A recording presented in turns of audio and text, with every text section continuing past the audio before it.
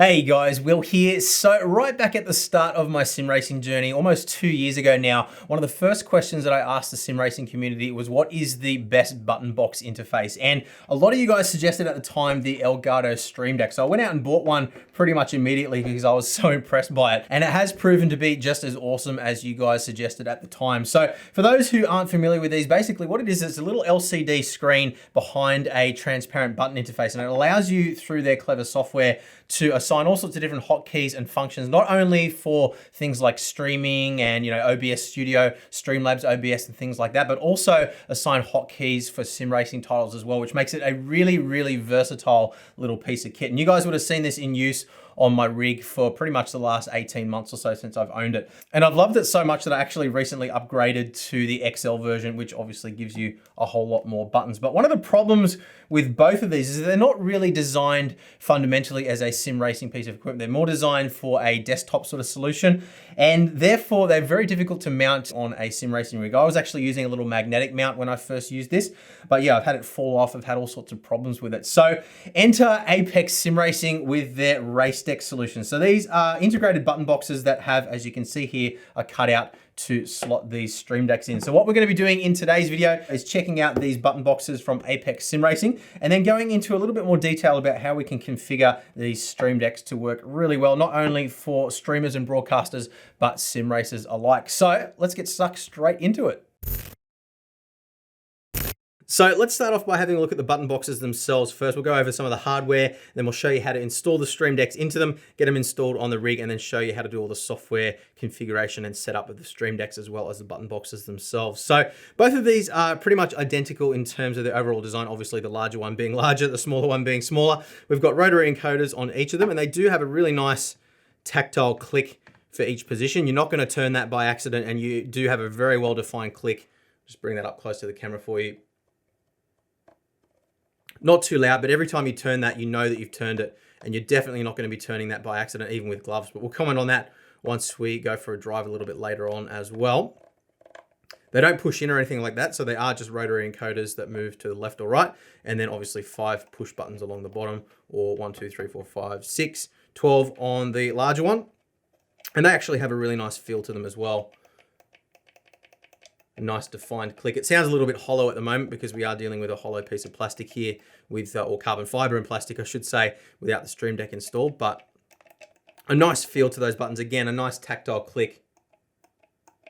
So I'll just move the larger one out of the way for a moment while we take a look at this one in a bit more detail. So genuine carbon fiber in construction on the front and back, and you can see the individual layers there. It looks like maybe 6 or 7 layers, doesn't really matter, but yeah, you can see the layers there. So it's definitely genuine carbon fiber rather than a composite material or anything like that by the looks of it. We have a 3D printed surround here as well. Now, interestingly, it doesn't look 3D printed from the outside. What you probably would be expecting to see for something that's 3D printed is something that looks a little bit more like this handbrake that we're reviewing at the moment from 3D Wrap. And you can see there the layers of the 3D printing. So I'm not sure exactly what process they've done to alter the finish like this. I'm sure some of you guys out there that are 3D printing experts will be able to tell me. It almost looks like it's been spray painted or powder coated or something like that. I'm not sure, but they've definitely done something. And in my opinion, that actually looks really nice. You can see it's got the Apex logo on the top there as well. I think it just looks a little bit more professional and a little bit more, well thought out than a 3D printed finish. In my opinion, it is just purely an opinion. But yeah, it is a nice fit and finish. And I actually didn't think that it was 3D printed at first. I thought it was injection molded, but no, it definitely is. And then if we flip it around onto the back, we can see we've got 4 little M6 nutserts as well. So that gives us a nice solid mounting point onto our rig. And I'll show you how we get this mounted onto the rig in just a moment as well. He did include some M6 bolts as well for us, so we don't need to worry about finding hardware. But as we said, the larger one is exactly the same in terms of its construction. Same 2mm thick carbon fiber, same 3D printing, and same 4 M6 nutserts that we have there as well. So let's get it opened up now and show you how to install the Stream Deck. So a 2mm Allen key, all we're gonna do is just undo the 1, 2, 3, 4, 5, 6 bolts around the outside. Okay, and then we'll carefully lift the front off just because I'm not sure how much strain relief we have there or what we're gonna find inside. Okay, so plenty of cable, no strain relief there though, which is a little bit of a concern. So yeah, it would have been nice to have had a strain relief loop or something like that in the cable. It might actually tie a knot in the cable or something like that. One thing that does really impress me here as well, as you can see, they've used these little nutserts on the threads for all of those screw holes as well. So they're not going to strip or anything like that. Whereas a lot of other cheaper gear, you might find you're screwing straight into plastic and it just strips out over time. Not that you'd be pulling this apart more than once anyway, I wouldn't imagine, but it's nice to see that the quality is there. They haven't taken shortcuts in that regard. Now, in terms of the electronics themselves on the back of the board here, we don't need to go into a whole lot of detail, but you can see 1, 2, 3 rotary encoders, the buttons, and then it's all just running up to an Arduino board there. I think that's actually the same one that I used in my DIY button box. So yeah, nothing majorly complex there, not too much to go wrong. Should be pretty much set and forget. So let's move it back across now and get our Stream Deck installed. So we'll make sure we don't have any loops in the cable or anything like that. And what I'm going to do is, you can see there's a little split in the grommet there. So rather than trying to force it through, I'm going to pop that grommet out. And you can see now, let's get the focus there for you, the little split in the side. So we're going to run the cable through this, through the edge of the grommet like so, and then run it back up.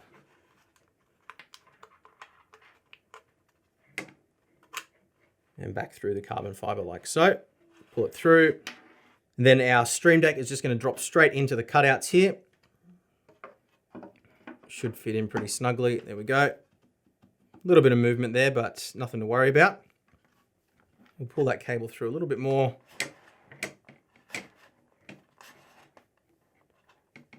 And there we go. So look, I'm thinking about what I can do here with this cable.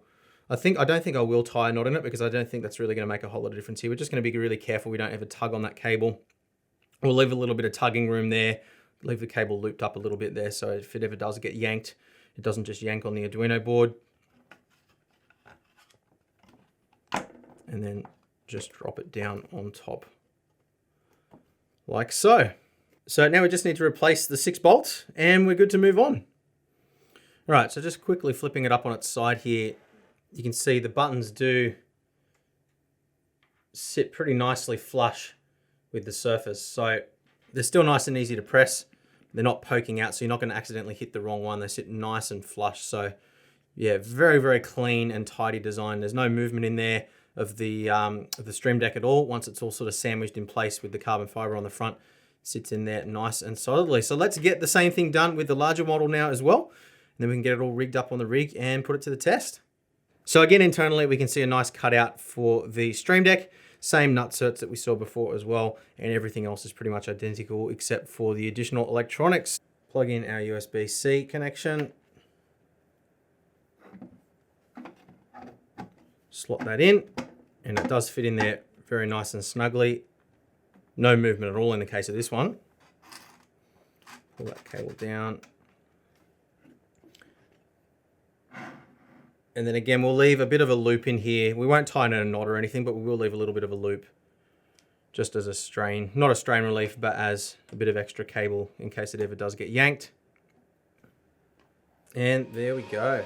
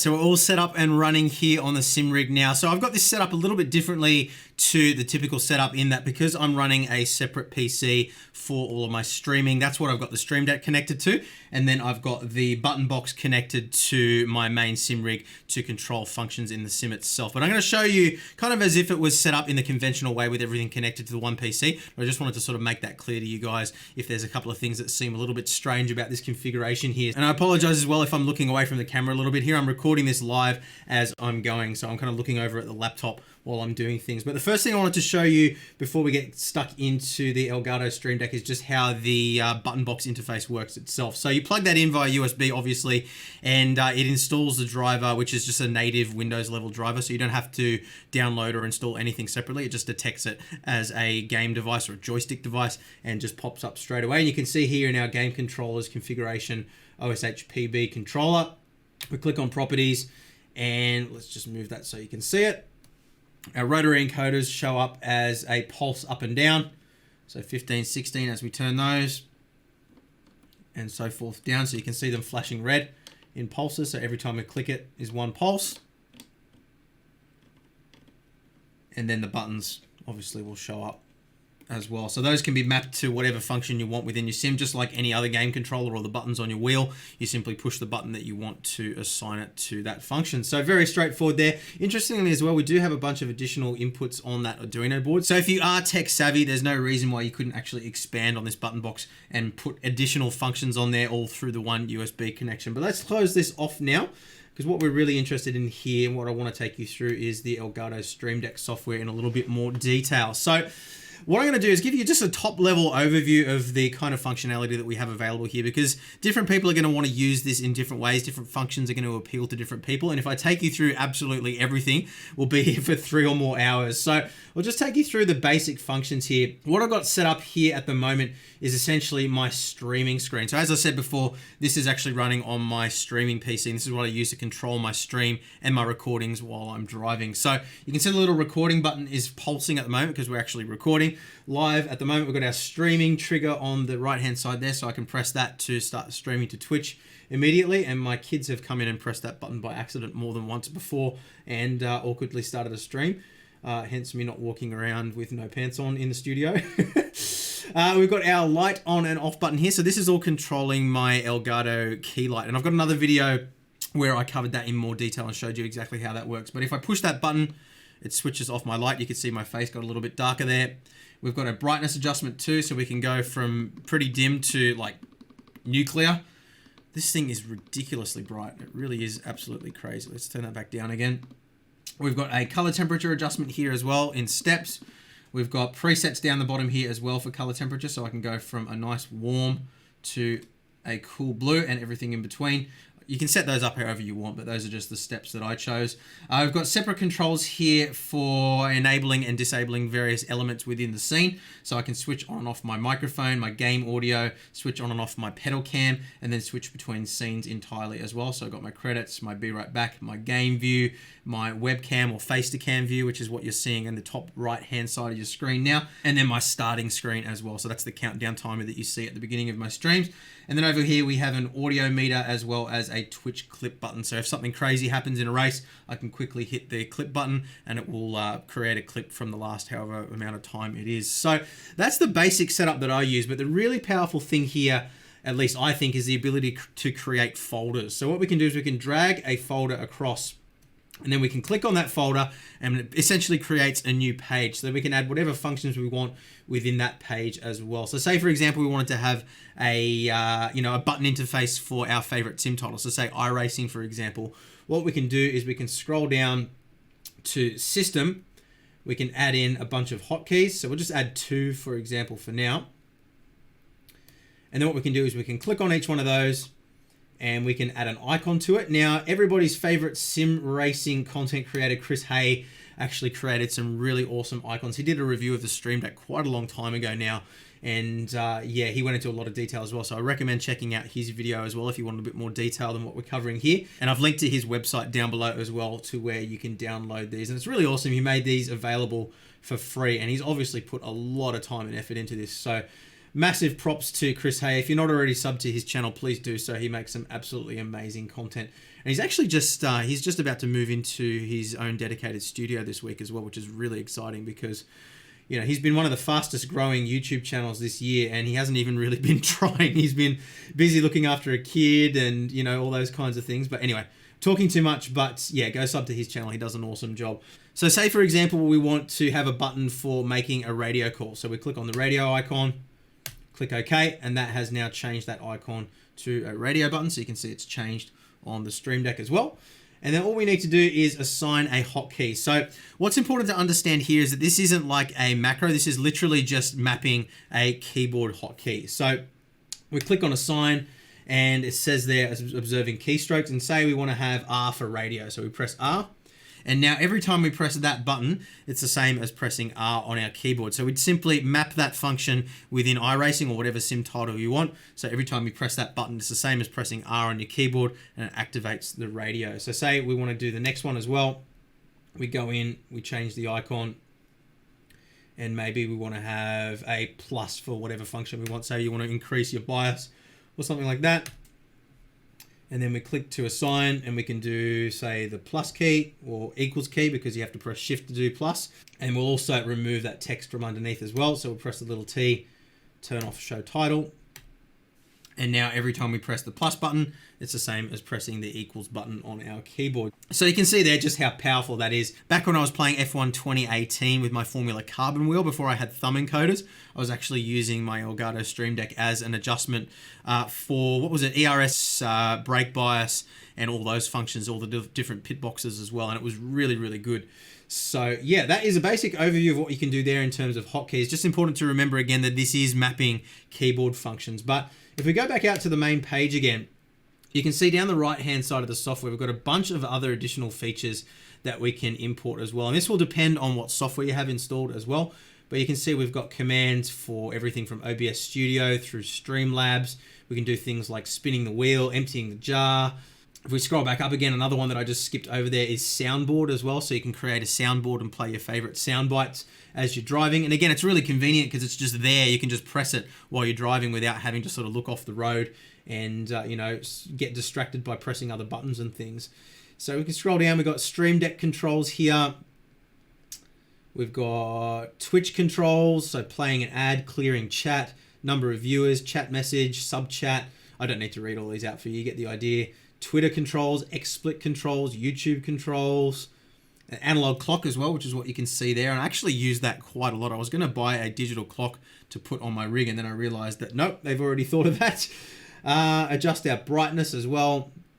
Twitch Studio. I mean, you can see just how much stuff there is here. And again, there are additional plugins that you can download as well. Voice Mod too. That's something that you'd be familiar with if you watched any of Barnacle-y's Nerdgasm's streams. He does a lot of voice changing and crazy effects and things like that. Yeah, so again, I'm not going to go through every single one of these now. You guys get the idea. But yeah, there's a massive amount of stuff that you can do. And you can set up different profiles as well. So this is my YouTube profile. I've got a separate profile for Twitch, and that gives me completely different overlays again. So obviously not a whole lot of use if you're playing in VR, but what I did find is after a while, my hands got pretty familiar with the feel of the buttons and where they were located. So I was able to actually press the different buttons without even taking my eyes off the road, or even just like a slight little glance to the side. It's not like you have to actually look down and really sort of see what's going on. After a while, you kind of just remember where the buttons are and you can feel them. Even with gloves on as well, I didn't really find it was an issue at all. So there you go. So there you have it, guys. That is the Race Deck and Race Deck XL from Apex Sim Racing, as well as a little run through the Elgato Stream Deck and Stream Deck XL. And look, it really is a product that you can let your creativity run wild. I'm only sort of just scratching the surface here. There's a ton of different things that you can do. And I'd love to hear from you guys in the comments as well. What are some of the ways that you've found to use your Stream Deck creatively? Because I know that I'm probably missing a whole bunch of stuff as well. There really is a massive amount of stuff in there. But look, as far as the Apex Sim Racing race decks are concerned, look, I mean, there's not a whole lot that you you can say about a button box in a review. The buttons feel good. The detents on the rotary encoders are spot on as well, so you don't sort of miss whether you've turned a knob, particularly with gloves on as well, without having to take your eyes off the road when driving, which is really important. And I really love the fact that they have used genuine carbon fiber as well. It makes sitting in the cockpit a more enjoyable experience and more realistic as well, which, you know, it doesn't really add anything to the overall driving experience, but it does add to that level of immersion, which I think is important. And, you know, that's something that we're all striving to achieve a higher level of with our sim rigs. So yeah, big thumbs up for the race decks. The only criticism that I do have is just the lack of a strain relief on that USB cable running into the Arduino board. You know, that does open itself up to, if you were to yank the cable by accident or something like that, it will damage the board. It'll tear the little micro USB connection off. And I have had that happen, as I mentioned before, on my own homemade button box a couple of times now. It's not something that would be costly or difficult to implement, and it literally is the only criticism that I have of this product. Otherwise, absolutely awesome. So I've put a link in the description below to Apex Sim Racing's website where you can pick these guys up, as well as some Amazon affiliate links for Stream Deck XL and Stream Deck as well, if you want to help out the channel if you're looking at purchasing one of those. But above all, thank you very much for watching. As always, guys, leave a thumbs up if you've enjoyed the video, and I'll see you guys again soon. Bye.